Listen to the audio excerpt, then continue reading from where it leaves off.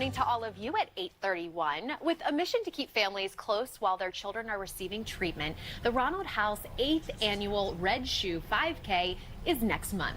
So today, Terry Herrmann and Julie Lowe are here to talk about how to improve the health and well-being of children. So welcome to both of you. Thanks for joining us on this Monday. Thank you for having us. All right, so I want to start with you, Terry, and your you and your family's personal experience with the Ronald McDonald House.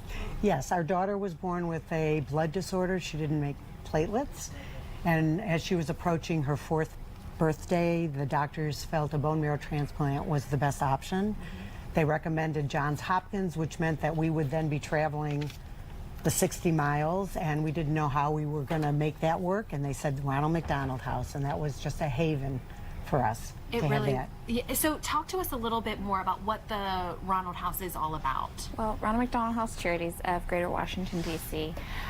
Is a place where we support the families of children that are going through childhood illness, as well as giving families access to the medical care that they need, whether it be in their backyard, in their neighborhood in Washington, D.C., or if they have to travel hundreds of miles to come just seek the specialized treatment they need.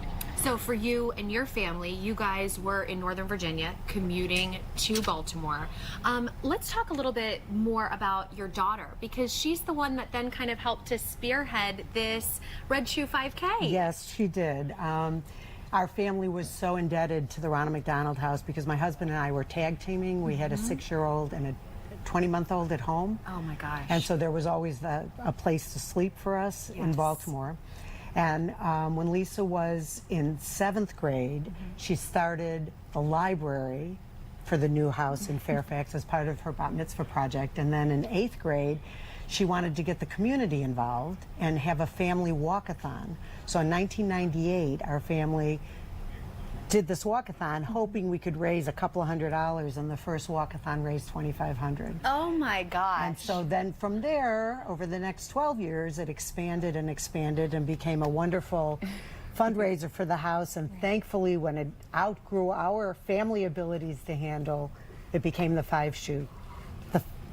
5K walk. Yeah, exactly. And still raising lots of money. And really quick, I found this really interesting. Your daughter Lisa now works in pediatric care? Yes, when she was 4 years old at Hopkins, she turned around and said to me, "Mommy, when I grow up, I'm going to be a doctor."